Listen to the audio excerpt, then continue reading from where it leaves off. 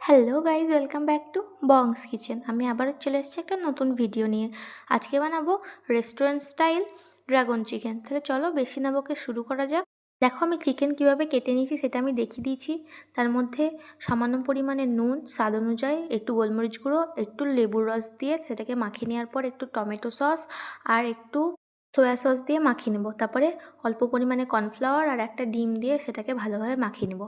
তারপরে একটা প্যান নিয়ে নেব, তার মধ্যে তেল দিয়ে দিব, তার মধ্যে একটা একটা করে এই চিকেনগুলোকে দিয়ে দেব।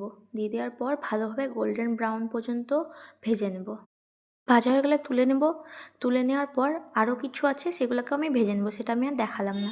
তারপর একই প্যানের মধ্যে কুচনো রসুন, কুচনো আদা, কুচনো লঙ্কা দিয়ে সেটাকে একটু ফ্রাই করে নেব। ফ্রাই হয়ে যাওয়ার পর স্লাইস করে কেটে রাখা পেঁয়াজ আর ক্যাপসিকামটা দিয়ে একটু সটে করে নেব।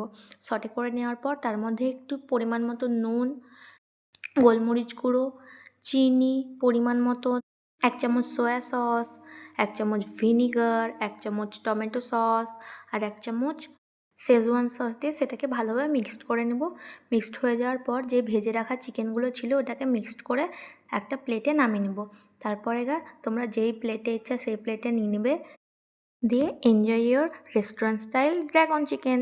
একবার ট্রাই করে দেখো। আর আমি একটু, আমার কাছে স্প্রিং অনিয়ন ছিল না বলে আমি দিইনি, ওপর দিয়ে একটু হোয়াইট সেসামি সিডস দিয়ে ডেকোরেশন করে দিয়েছি, আর স্প্রিং অনিয়ন দিইনি ছিল না বলে। আজকের জন্য এটুকুই, দেখাবে নেক্সট ভিডিওতে। টাটা।